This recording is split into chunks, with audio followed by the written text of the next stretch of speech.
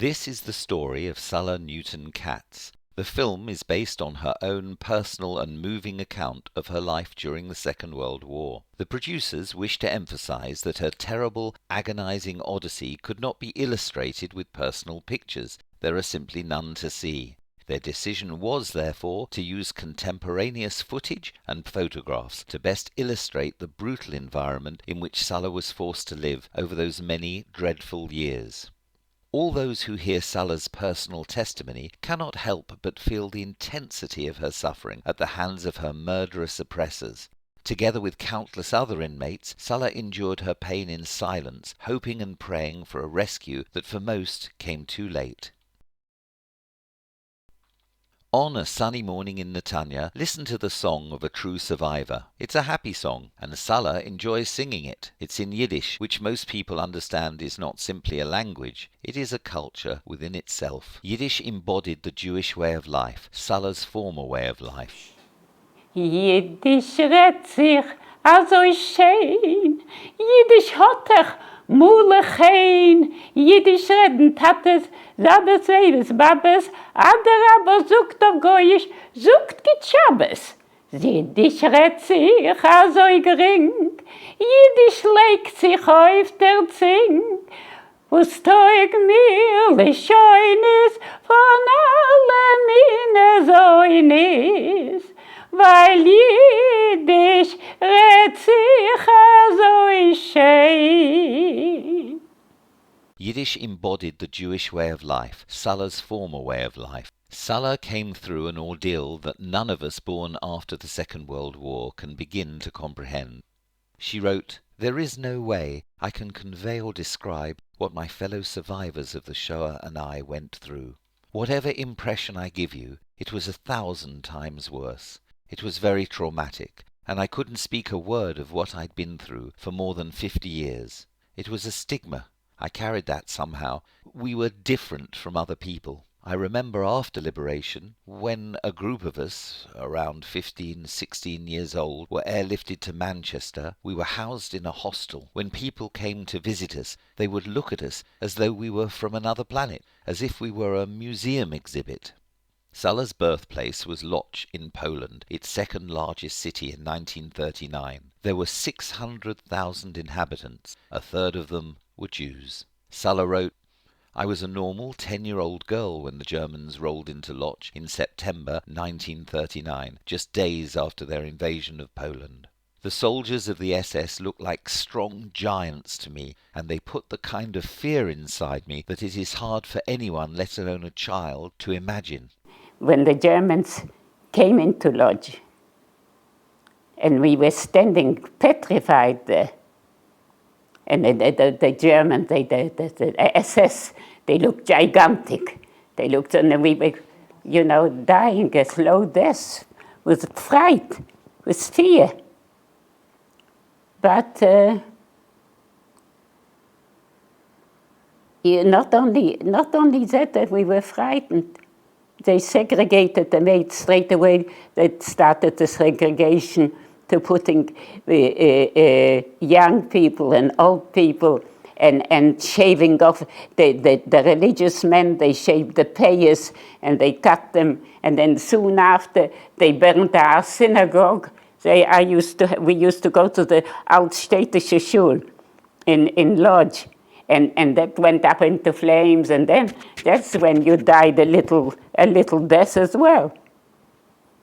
In February 1940, the Germans established the Lodz ghetto and enacted their infamous resettlement laws for all the Jews of the city. By May the 1st, 160,000 Jews were hermetically sealed within the ghetto's confines.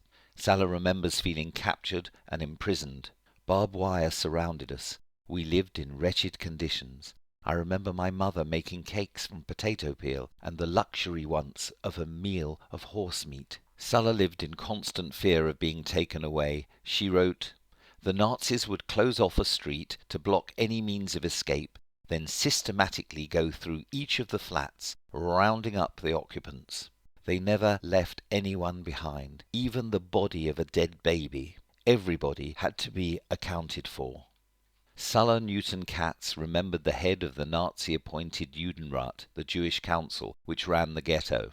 His name was Chaim Rumkowski, infamous for his speech, "Give me your children," delivered at a time when the Germans demanded his compliance with the deportation of more than 20,000 Jewish children to the Helmanow extermination camp. Sala recalled that he was utterly subservient to the Nazis, but he justified his actions because he felt that survival of the Jews depended on the ghetto population being as useful as possible to the Germans.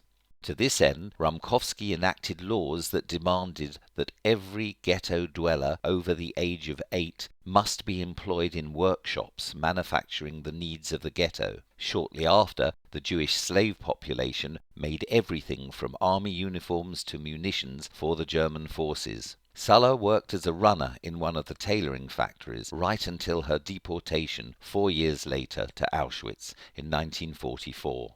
The Song of the Ghetto reflects Sala's life, and it only came into her mind relatively recently. It speaks about Chaim Rumkowski and how he cares about the ghetto. Instead of letting his people down, he arranges jobs for them and finds many other ways to ease this indescribable ghetto life. Rumkowski Chaim, geht ins Kleim, geht ins Gruppen und geht in Mann. Verzeihten an mich kein Mut nicht gegessen, mein Heim, das mir der eine Mann.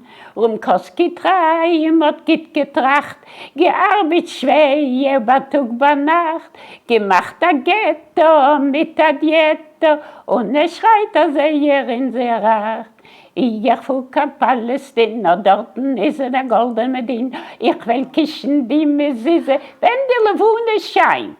Ich will sich teufeln in die Mikve jeden Tag, singe die Tikva. Ich will pflanzen Pomeranzen, es wird sein allerlei. Ich will während unseren die Gehele, Benchnesri kischen der Twile. Rumkowski wird doch sein, unser Freund, es wird seiner Gedille allerlei. Although the Lodz Ghetto's Jews were a free and productive resource for the occupying Nazi government, the Germans were divided as to whether Jews should continue to exist at all. The ghetto was killing Jews through disease and malnourishment, but not fast enough for many Germans. Almost 43,000 Jews had died in inhuman conditions since the ghetto was established until its final liquidation 4 years later. Sala Newton Katz was deported in 1944 when the ghetto was liquidated. Sala writes, "I was in one of the last groups to be deported to Auschwitz along with my mother and brother. We were transported in August, just days before my 15th birthday. I recall clearly being bundled into trucks and taken to a train station that I did not recognize. From there we were crammed into closed cattle trucks that stank of stale air and urine. After a nightmare journey lacking air, water, and food, the living crushed against the dead, they arrived at Auschwitz, the cruelest man-made hell of modern times." You couldn't think about that. Because what you came, when I arrived in Auschwitz, what you saw, you couldn't. I'll never forget that scene. I'll never forget the bright lights and the Germans and everybody running and the segregation and the dogs and the music. And then I had a young brother who was taken from me straight away. The one that you've seen on the pictures, my older brother. And then we were on the same side. My mother and I, we were on the same side. They let us go on the same side. But they did another segregation when we got into the bath. And that's when they took her away. And me, and I'm not going to cry now. And then, that's a thing you'll never forget. That's you can't ever forget. They never lost hope. We always lived with hope. We always, when we used to be taken out of the barracks in Auschwitz, and they used to tell us to turn around And it was the most terrible experience because we had this Dr. Mengele who used to look over our bodies, and you got to go to the left and go to the right.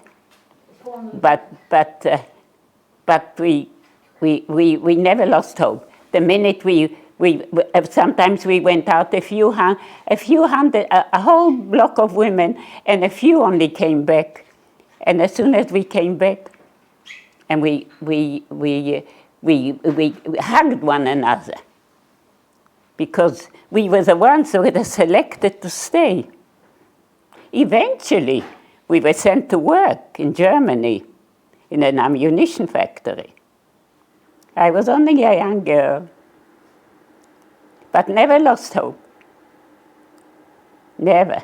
Sala described her arrival at Auschwitz. We were assigned to barracks and slept on concrete floors. I was fortunate to be kept at Auschwitz for only 8 weeks before being sent to work at the munitions factory at the Oderen camp. It was 8 weeks of continuous selection, standing up in all weather, naked in front of Josef Mengele and his assistant, as they chose left and right, right and left. Once Mengele asked me my age, and I lied and told him I was 18. To me, every day in Auschwitz seemed like a year. The kapos supervised us. They were mainly from Slovakia and were very cruel towards us. One night they dragged me out of the barrack to pick up a large pot of coffee. I was so weak that I couldn't lift it or carry it, so instead they beat me with their leather straps. The kapos were the worst. They hit or beat us all the time for no reason. It was so unpredictable. It was a relief to be moved because it allowed you to stop thinking every second that you might be selected for the gas chambers that day. Eventually I was selected for a work detail and was sent to Oderen, a camp near Chemnitz, inside Germany. I worked there for nearly a year until April 1945. One day, without any warning, we were loaded onto a train, but this time with open trucks and without any provisions. It was a long and gruesome journey, the worst I'd ever experienced. So many people died. We travelled for about a week before finally arriving at Theresienstadt. This camp was where the Germans brought most of the Jewish transports towards the end of the war, because they'd built a large crematorium in the camp to destroy the remaining Jewish prisoners. I remember that date well. The Germans were due to cremate us on May the 10th, 1945. But it did not happen. The Russians liberated us 2 days before, on May the 8th. We stayed in Theresienstadt until August, when a British Red Cross doctor arranged for a group of us to fly to England. We were brought to the Windermere Centre, where we were taken care of, educated, and we gradually became like a family. When we arrived, we were deloused and examined by a team of doctors and psychologists, but it was a long time before I felt it was really over. Sala was one of the group known as the Boys, and she made close friendships which have continued to this day. Most of the group became lifelong friends, having lost their families. Sala then trained to become a nurse, after which she married. Her first husband was one of the boys from the Boys group. As she wrote, "For many, many years I tried to forget all about this, so my children could have a normal home life and have the education and opportunities that I missed. When my grandson, Rabbi Lando, was studying at Yavne Yeshiva, he decided to join his friends taking the trip to Poland to visit the camps. He and his group davened shacharit and laid tefillin in one of the barracks at Auschwitz-Birkenau. This act of defiance was our response to the Nazis and their aims." Well, I don't know if people... my grandson always says... one of my grandsons, the rabbi, he always says, we are all survivors. We are all survivors. The Jewish people have all been wandering, you know. Sala wrote, "Hitler never achieved his goal of a final solution to the Jewish problem, but the world shouldn't be allowed to forget, lest we allow such atrocities to happen over and over again." So, did Sala ever lose her faith? I never lost faith. I've been to schools to speak, and I always said to him, I always thought always have to say, there is Hashem, Baruch Hashem. I'm here. Baruch Hashem. Sala's last song is nostalgic for a world that was lost forever when the Germans invaded Poland in 1939. Wenn ich der Mann sich von meine Kinderjugend pinkt wie a Cholim, is es mir klar.